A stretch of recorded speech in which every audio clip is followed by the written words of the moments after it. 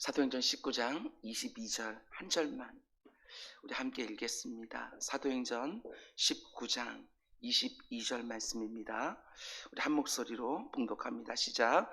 자기를 돕는 사람 중에서 디모데와 에라스도 두 사람을 마게도냐로 보내고 자기는 아시아에 얼마 동안 더 있으니라. 아멘. 우리 잠시 기도하겠습니다.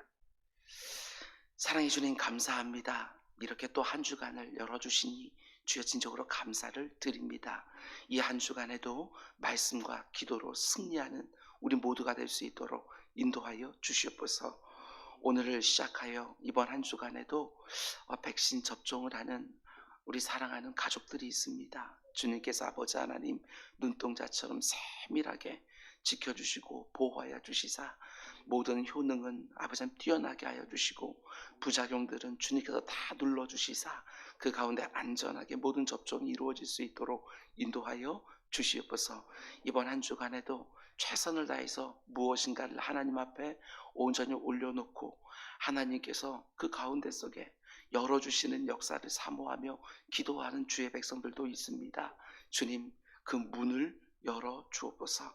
육신의 연약함으로 인하여 힘들어하는 주의 사랑하는 자녀들도 있습니다. 주님께서 하늘문을 열어주시사 치료의 광선이 머리끝부터 발끝까지 온전히 구석구석 비치게 하여 주시고 그 가운데서 하나님께서 호전되어지는 은혜를 또한 허락하여 주옵소서. 이렇게 시작하는 일주일의 첫 시간 아버지 한 주간 동안도 하나님께서 새벽마다 주님과 만나는 기쁨을 우리 모두에게 허락하여 주옵소서. 이 모든 말씀 예수님의 이름으로 기도드렸습니다. 아멘. 아멘. 지난밤도 잘 주무셨습니까? 오늘도 좋은 것들 다 예비해 놓으시고 하나님께서 구하고 찾고 두드리라고 우리를 불러주신 줄 믿습니다. 오늘도 하나님의 놀라운 역사를 보는 또 한 날 되기를 주님의 이름으로 축원드립니다. 오늘은 사도행전 강의 117번째 시간입니다. 오늘 말씀의 제목은 주님을 위해 편안함을 버리고 선택한 불편함, 이런 제목으로 말씀 전하도록 하겠습니다. 주님을 위해 편안함을 버리고 선택한 불편함. 이 땅을 살아가는 모든 사람들이 편안한 삶을 다 원합니다. 그러나 주님을 위해서라면 얼마든지 불편한 삶을 스스로 선택할 수 있는 사람들, 그것도 억지로 어쩔 수 없이가 아니라 너무나 당연하게 기쁘게 자원함으로 선택할 수 있는 사람들, 그들이 바로 우리 그리스도인인 줄로 믿습니다. 하나님께 영광만 될 수 있다면 살든지 죽든지 모든 것 다 주님께 맡겨놓고 사는 사람들, 그들이 바로 우리 모두가 될 수 있기를 주님의 이름으로 축원을 드립니다. 지금 사도 바울은 에베소에 계속 머물면서 복음 증거 사역을 하고 있는데, 지난 목요일과 금요일 새벽에는 21절 한 절만 가지고 하나님이 주시는 음성을 함께 들었습니다. 소아시아 지방의 수도인 에베소에서 하나님이 허락해 주신 큰 부흥을 보고 사도 바울은 더 큰 소망을 품었습니다. 내가 이제 로마도 보아야 하리라. 소아시아 지방의 수도인 에베소의 부흥이 그 일대 전역으로 퍼져나가는 것을 보면서 사도 바울은 그 당시 온 세상의 수도인 로마에 부흥이 일어나면 어떻게 될까? 온 땅에 복음이 편만해지지 않을까? 이런 사모함을 가지고 간절히 소망하기 시작한 것입니다. 내가 이제 로마도 보아야 하리라. 근데 사도 바울이 원래 계획은 무엇이었습니까? 마게도냐와 아가야를 거쳐 곧바로 로마에 가서 복음을 전하는 것이었습니다. 근데 성령 하나님이 그의 계획에 개입하셔서 로마로 가기 전에 예루살렘에 들리라고 말씀하신 것이지요. 물론 이 여정이 전혀 상식적이지 않습니다. 지도상으로 보게 되었으면 마게도냐와 아가야를 거쳐 곧바로 로마로 가는 것이 지혜로운 것이지, 정반대인 예루살렘으로 들렸다가 로마로 가는 것은 상당히 돌아가는 길입니다. 그런데도 성령 하나님이 예루살렘을 들렸다가 로마로 가라고 사도 바울에게 감동 주신 것이지요. 그런데 놀라운 게 무엇입니까? 사도 바울이 도무지 상식적이지 않아 보이는 그 여정에 토 하나 달지 아니하고 순종하고 있다는 것입니다. 제가 늘 말씀드리는 것이지만 사도 바울 역시도 계속해서 하나님 앞에 순복하는 것을 배워가고 있다. 저는 이렇게 본문을 묵상을 했습니다. 우리가 잘 아는 것처럼 1차 선교여행 끝나고 2차 선교여행 갈 때 성령 하나님은 그때도 소아시아에서 복음을 증거하는 것을 막으시고 유럽 땅으로 인도하셨습니다. 그때는 사도 바울도 버틴 것 같습니다. 어떻게든지 소아시아 지역으로 가려고 애를 썼던 것을 보게 되었습니다.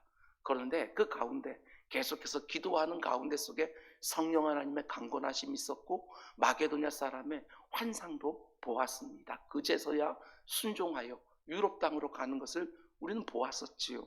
그런데 이번에는 그저 온전히 순종하고 있다는 것입니다. 저와 여러분도 그럴 수 있었으면 좋겠습니다.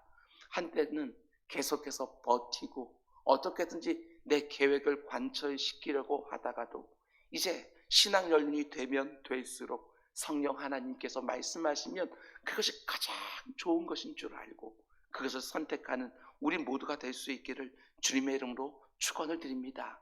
우리가 기도하는 것도 마찬가지겠지요. 내 생각과 내 계획대로 해달라고 기도하는 것이 우선이 아니라 기도의 자리에서 그 어떤 것보다도 하나님의 생각과 하나님의 계획을 분별하는 것이 우선 되어야 합니다.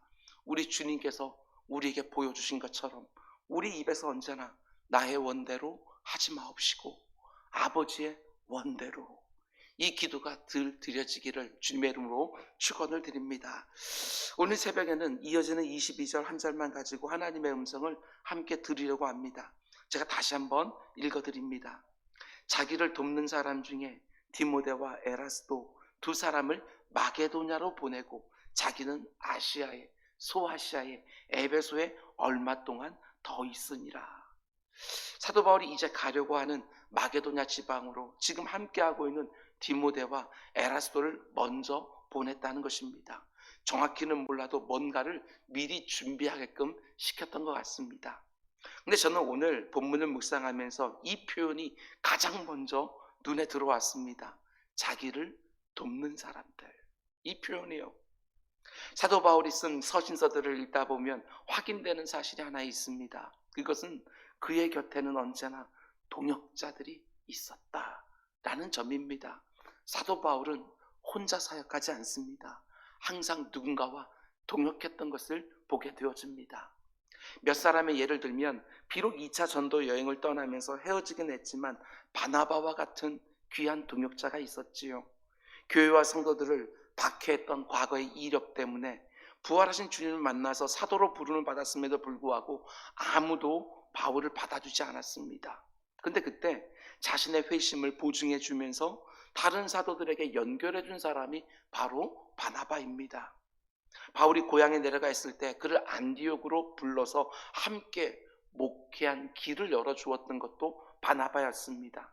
그리고 바울과 함께 1차 전도 여행의 든든한 동역자가 되어주기도 했습니다. 2차 선교여행을 할 때는 실라와 누가가 바울의 사역을 도왔고 자신을 위해서 자기의 목이라도 기꺼이 내어놓을 준비가 되어 있었던 브리스길라와 아굴라 같은 귀한 부부도 그의 곁에 있었습니다.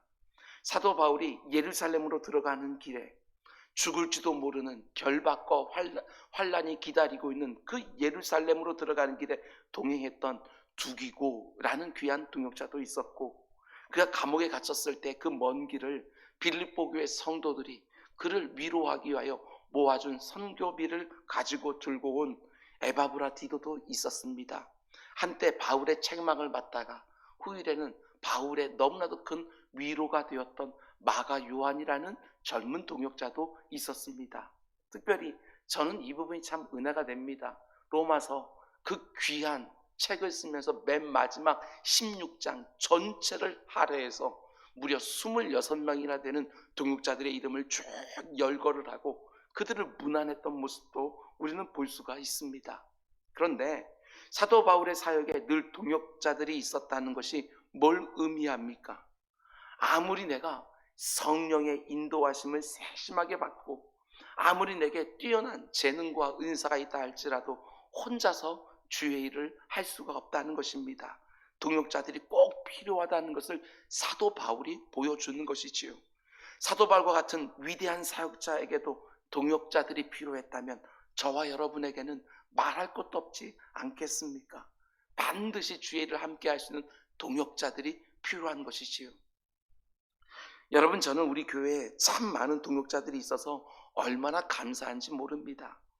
강단에 어떻게 하든지 한 번이라도 더 서기를 원하지만 제가 지치고 시간에 쫓길 때에는 강단도 동역해 주시는 교육자들이 있습니다. 얼마나 감사한지 모릅니다. 교육자들의 강단, 동역이 있기 때문에 저 같은 목회자가 쉼을 얻기도 하고 힘을 얻기도 합니다. 우리 교회에 7개의 교육부서들이 있지만 제가 담임 목사라고 모든 교육부서의 교장으로 제 이름이 올라가 있습니다. 어떻게 저 혼자서 모든 교육부서들을 감당할 수 있겠습니까? 그것은 물리적으로도 시간적으로도 불가능합니다. 바르지도 않고. 그런데 각 부서마다 참 많은 동역자들을 하나님께서 세워주셨습니다. 저 같은 목회자를 부끄럽게 할 만큼 너무나도 열정적인 부장님들이 곳곳에 계시고 다음 세대를 너무나 사랑해서 잘 준비하여 말씀으로 양육하는 담당 교육자들이 있습니다. 일과 사역을 병행하면서도 늘 감사함으로 섬기는 헌신적인 교사들 볼 때마다 부끄럽고 도전이 됩니다. 이분들의 헌신이 있기 때문에 주님의 몸된 교회에서 다음 세대가 말씀과 기도로 부흥의 세대로 양육되고 있는 것이지요. 거기에다가 구역 가족들을 잘 섬기면서 늘 기도하는 너무나 귀한 구역장님들도 계시고 남녀 선교회를 또 세심하게 섬기는 분들도 곳곳에 있습니다. 장로님들, 권사님들, 안수지사님들과 여지사님들 각자의 직분을 가지고 맡은 역할을 충성스럽게 감당해 주시는 분들도 너무나 많이 있습니다. 주님을 머리로 하는 몸된 지체들이 이곳 저곳에서 동력을 하는 것, 합력해서 선을 이루어가는 것, 저는 이게 너무나도 감사합니다. 제가 열거하지 않은 분들이 할지라도 어느 누구도 알아주지 아니하고 눈에 띄는 것도 아닌데 그것을 은밀하게 주님의 몸된 교회를 섬기는 분들 또 얼마나 많은지 모릅니다. 물론 다른 사람들과 동역을 한다는 것이 때때로는 너무나도 우리의 마음을 힘들게 하는 것도 사실입니다. 각자 다른 사람들끼리 동역을 하다가 때로는 의견이 부딪히기도 하고 마음이 상하기도 하지만 그것을 통해서 또 각자가 성숙하고 성장할 수 있으니 그것 또한 너무나 감사한 것이지요. 오늘 본문에 나오는 사도 바울의 이 표현, 자기를 돕는 사람, 이 부분을 묵상하면서 이런 사모함이 있었습니다. 하나님의 은혜로 제게 허락된 목회를 다 마치고 은퇴하게 될 때 저 역시 이런 고백을 할 수 있으면 얼마나 좋을까. 내가 한 것이 아니라 하나님이 다 하셨노라고.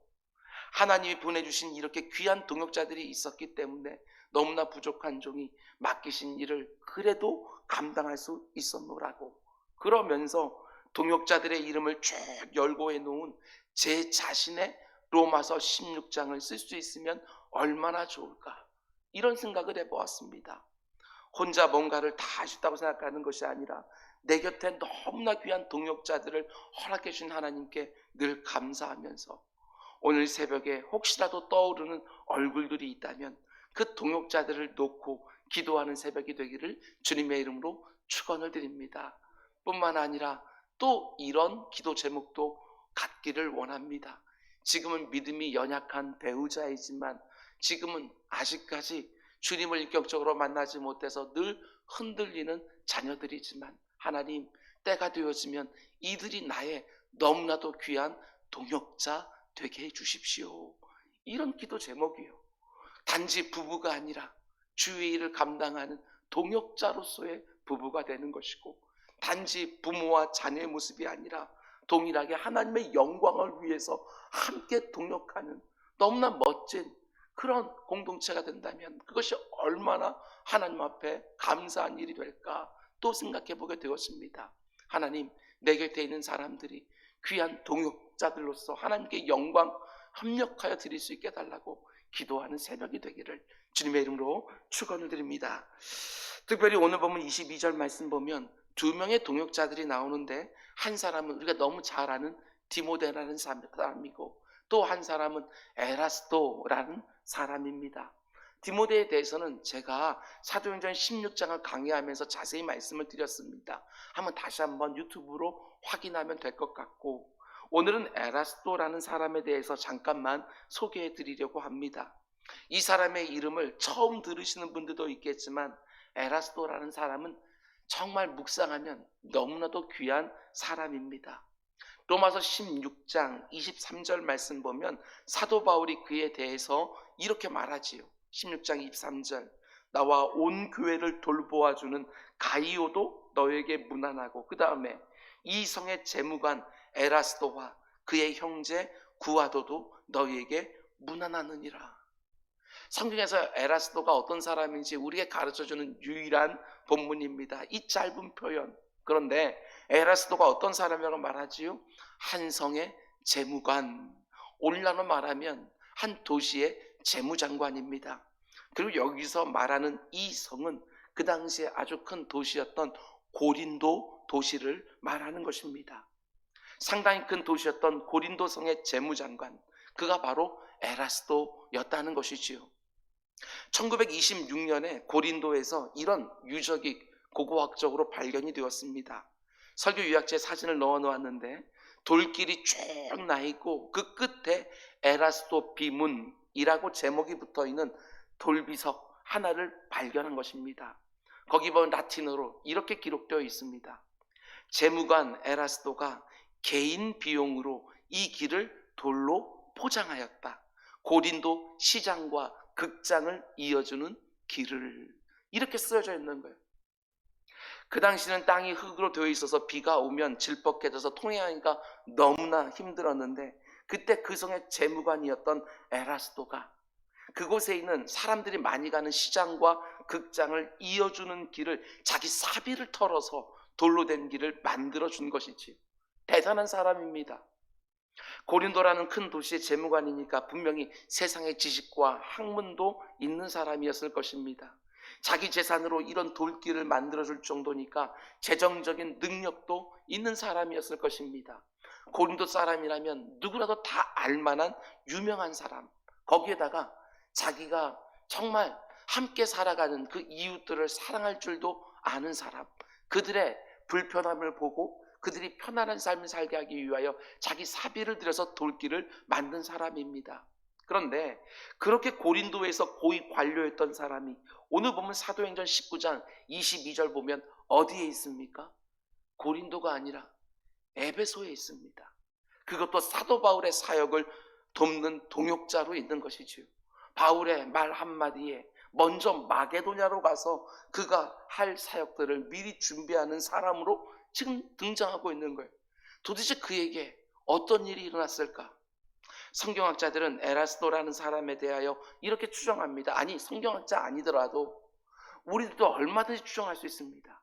그가 사도 바울을 통하여 복음을 듣게 된 이후에 고린도의 재무관 자리를 버렸을 거라고.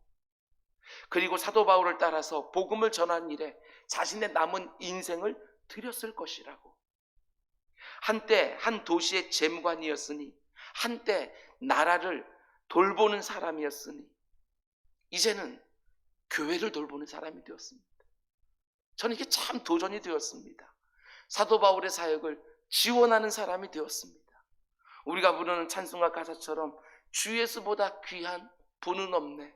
자기 인생 가운데 어느 순간부터 이 고백을 하면서 자기에게 있는 모든 것을 아낌없이 버린 사람이 에라스도가 아닐까. 고린도라는 도시 안에서 뭐 하나 불편할 것이 없이 살던 사람이 이제는 너무나도 불편한 선교 여행에 동행하고 있는 것이지요. 어쩌면 그가 이전에 편안한 삶을 살았기 때문에 선교 여행을 하는 그 불편함이 더 크게 와 닿았을지도 모르겠습니다.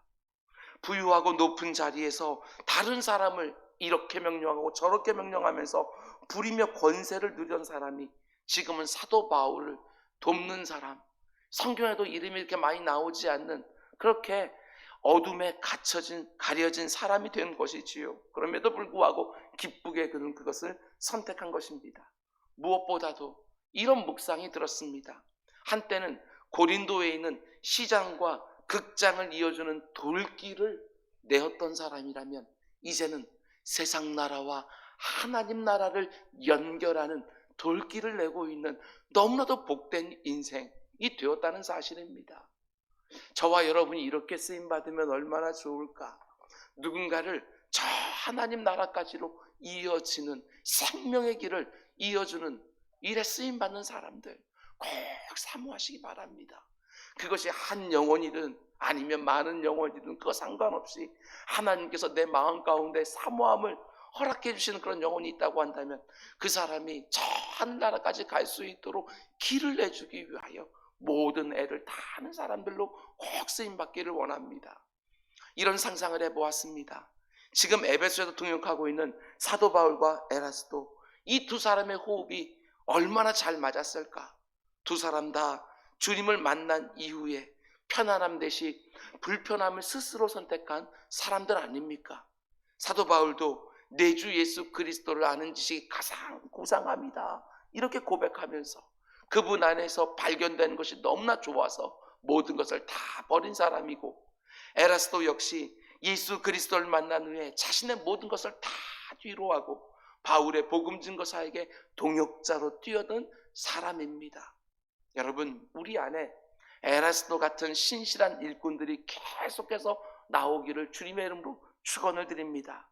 하나님 나라가 확장되고 주님의 몸된 교회가 건강하게 세워질 수만 있다면 얼마든지 편안함을 버리고 오히려 불편함을 기쁘게 선택하고, 얼마든지 다른 사람들을 부릴 수 있어도 오히려 목회자들과 성도들을 신실하게 섬기고, 얼마든지 세상에서 자기 이름을 내며 떵떵거리며 살 수 있어도 오직 하나님만 기억해 주시면 나는 족하다고 다 되는 것처럼 살아가는 성도들, 우리 가운데 수많은 에라스도들이 생겨나기를 원하고, 우리 사랑하는 자녀들을 단지 이 세상에서 성공하는 사람으로 만드는 것이 아니라 에라스도와 같이 주님이 원하신다고 한다면 모든 것을 다 뒤로 할 수 있는 그런 인생들로 만들어내는 쓰임받기를 원하고, 무엇보다도 내가 바로 에라스도와 같은 인생 되게 해달라고, 꼭 나를 이런 일에 쓰임받게 해달라고 기도하는 새벽이 되기를 주님의 이름으로 축원을 드립니다.